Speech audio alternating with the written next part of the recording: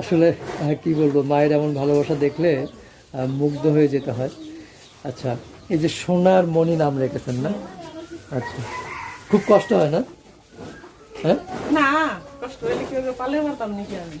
আচ্ছা, এই যে এত যত্ন করে লালন পালন যে করতেছেন 4টি বছর হলো, এই গরু দুটো কি যখন আপনার চোখের সামনে থেকে চলে যাবে তখন কেমন লাগবে আপনার?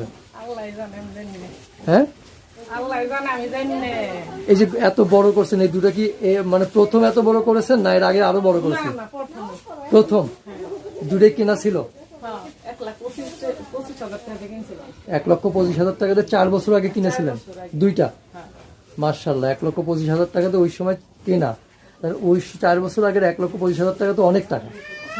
আর এখন তো এই 4 বছরের গরু দিতে পেছনে তো অনেক টাকা খরচ হয়েছে। বহুত টাকা খরচ করে হেলাইছি, গরিব মানুষ। এখন তো লেজ্জ দাম কেউ কয় না, দিয়ে বিক্রি করে